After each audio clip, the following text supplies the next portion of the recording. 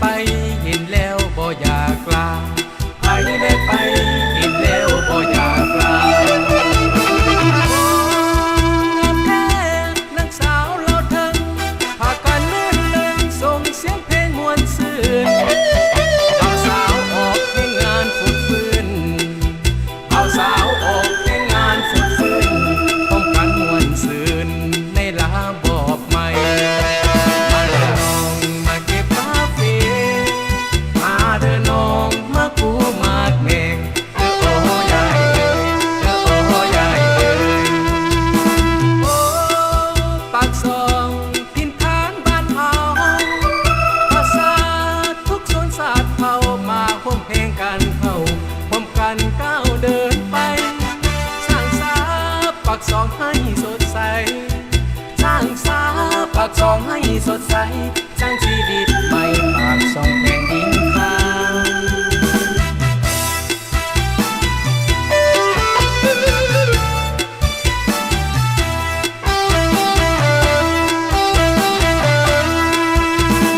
โอ้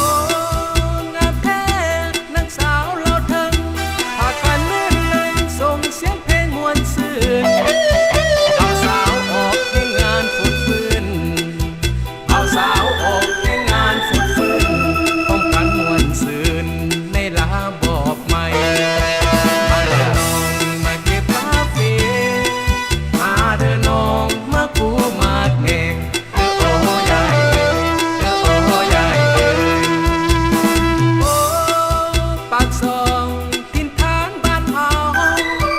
ภาษาทุกโซนศาสตร์เฮามาร่วมเพลงกันเฮาร่วมกันก้าวเดินไปสร้างสาปากซองให้สดใสสร้างสาปากซองให้สดใสสร้างชีวิตใหม่ปากซองแผ่นดินข้างสร้างชีวิตใหม่ปากซองแผ่นดินข้าง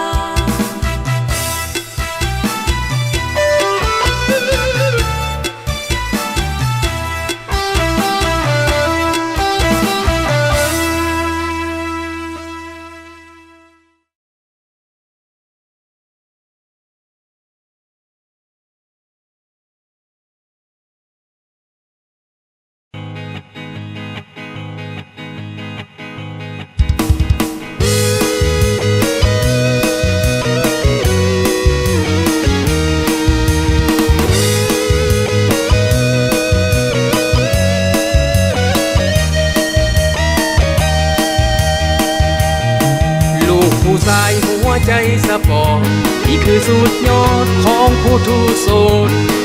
บ้านเกิดเมืองนอนของตนหรือพวกคนโหดพายหาวีลูกผู้ชายลุกขึ้นต่อยตีพับแพ้ไพลีจากแผ่นดินนี้ต่อสู้อย่างสมศักดิ์ศรีขับไล่ไพลีให้มันหนีไปป่าไม้เมืองเรางามสดใสภูผาปากไผ่เขียวกะจีภูหานสถานก็มากมีแผ่นดินนี้อุดมวิไลเกิดเป็นลาวพวกเขาจงภูมิใจคนลาวทุกคนภาคภูมิใจวีละสนวีละสนวีละสนผู้ยิ่งใหญ่ท่านไกรสอนพรหมวิหารผู้ต่อต้านก็ผู้ลาวรวมพลังอย่างทานห้าวนักรบลาวเอามีใสท่านไกรสอนพรหมวิหารคือตำนานที่เกียงไกรวีละสนผู้ยิ่งใหญ่จากแดนใต้ลูกสาวนาผู้อาจหารและนำพาวงภาษาเอาก้าวไปบัดนี้มันเรามีก้าวใหม่ก้าวเดินไปตามทางพักน้ำพาพัฒประชาชนปฏิวัติลาวก้าวเดินไปสู่ไสสนาสู่จุดหมายที่งามสง่าพักน้ำพาเอามันเยอะ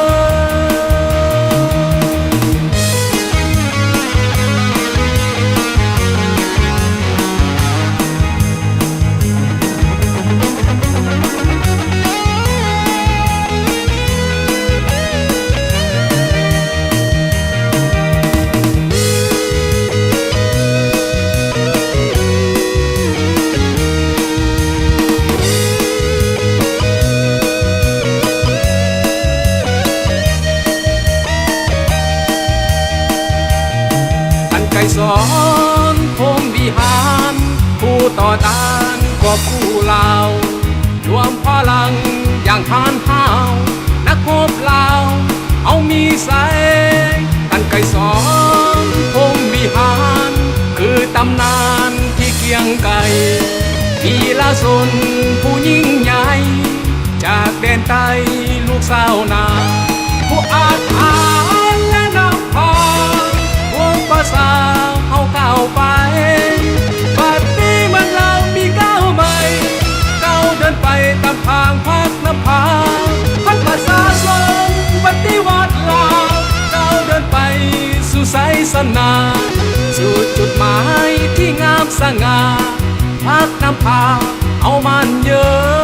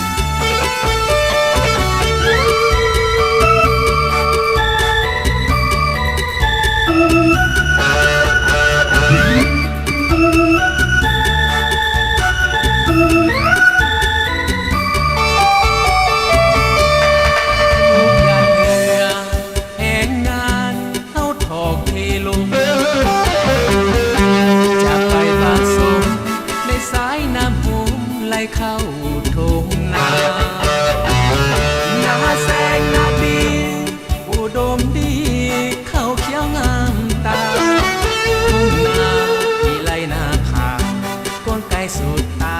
หน้าสะอ่อนใจโอ้จมูกฟ้าเอานัดกันจะคืนมาใหม่แม้จะจากไปไกลบ่ลืมไหลดอกอ่างน้ำหูจะกลับคืนมาสร้างสาเมืองฝ่ายด้วยกันจะบ่ลืมวันนั้นเอาพบกันที่อ่างน้ำหูจะบ่ลืมวันนั้นเอาพบกันที่อ่างน้ำหู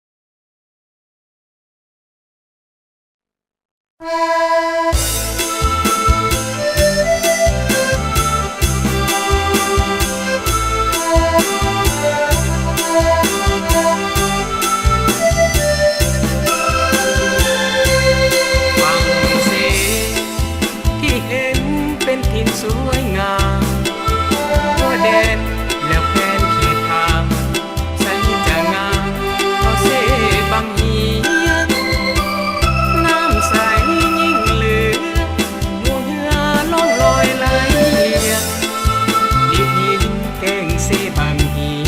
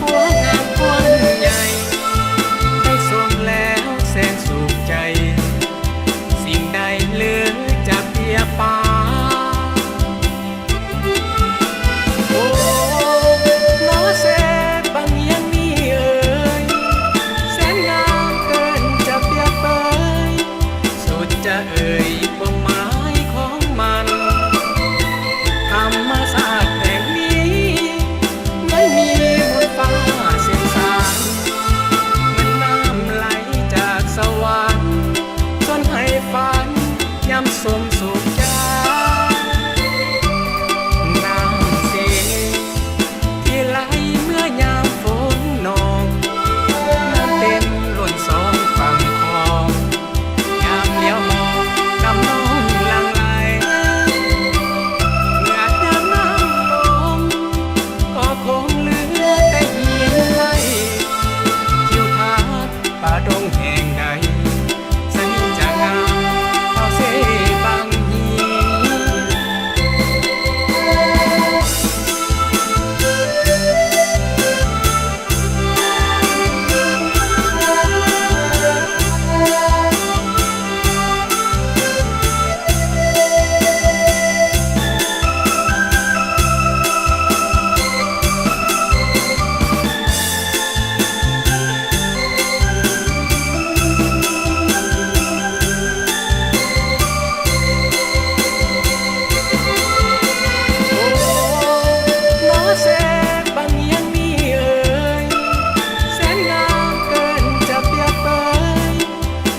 จะเอ่ยความหมายของมันธรรมศาสตร์แห่งนี้ไม่มีบนฟ้าเส้นสายมันน้ำไหลจากสวรรค์จนให้ฝันย้ำสมสุขใจน้ำเสีย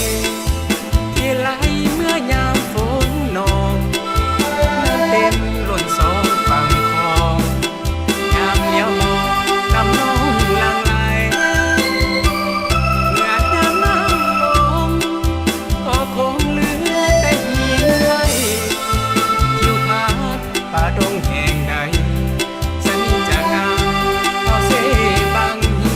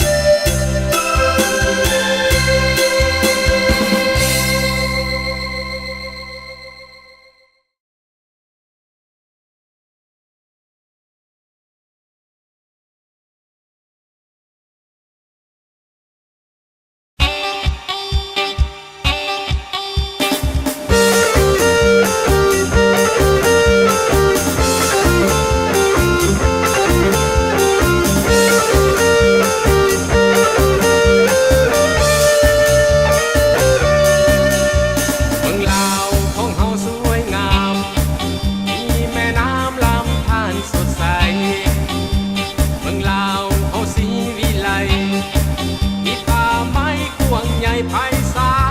ลธรรมศาสตร์ภูพานสถานมีมายาวนานแต่อดีตกาล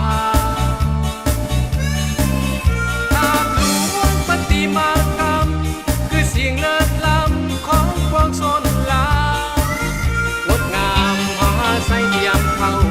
ลูกหลานสาวลาวนับถือบูชายืนอยู่คู่ดินและฟ้า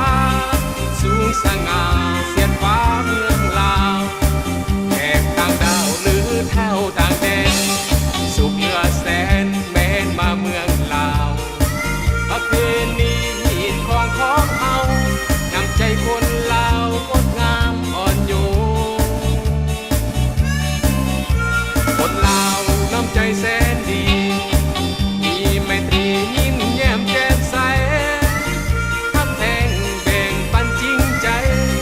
เป็นนิสัยของสาวลาวทุกคนฝรั่งมั่งค่ามาเห็นยกมือไหว้เป็นทุกแห่งทุกคนผู้มันขยันอดทนสาวลาวทุกคนล้วนมีเมตตามาเถิดมาเที่ยวเมืองลาวภูผาป่าเขาอุดมหั่งมีปรึกษาลาวันหลากสีลาวนี้สวยงามใจ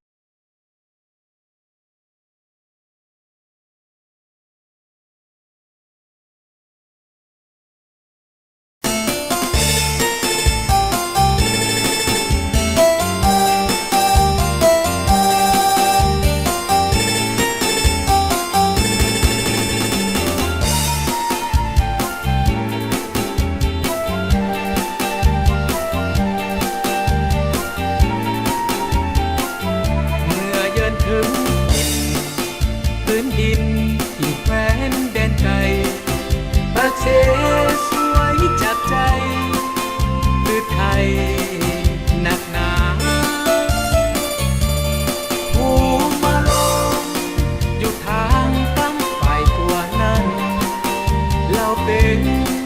นิทานสู่การฟังมาตั้งหลายปี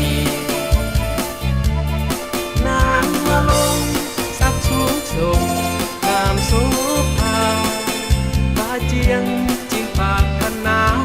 เมืองได้นางมาเป็นพวนสีวีเอขันมากมาหมดเมืองขันเกินพอดีได้ข่าวมาลงตัวนี้สามฤดีข้าตัวตาน้ำเสไหลหลักหนทางแห่งสายคาลาพระเสสวยงามตาใจข้ามันหมายสาวป่าเสเสน่ห์ซาบซึ้งตึงใจอ้ายขอฝากกายเป็นคู่สามใบน้องคนดี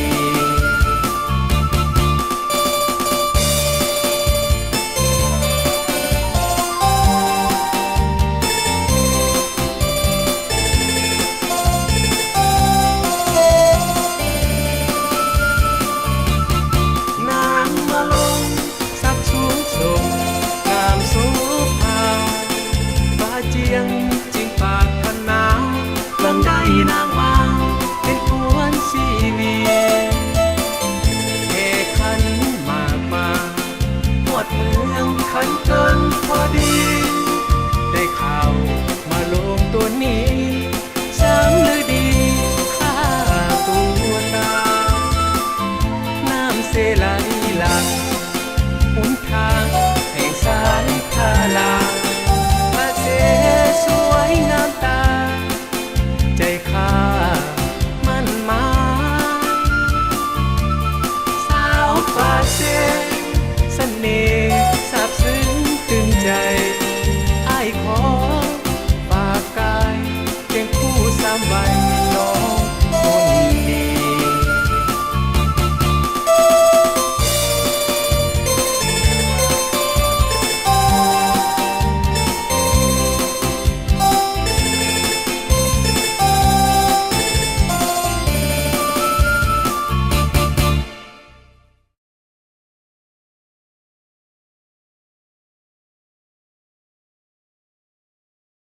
โอ้สาวเสียงควงสาวบ้านเฮา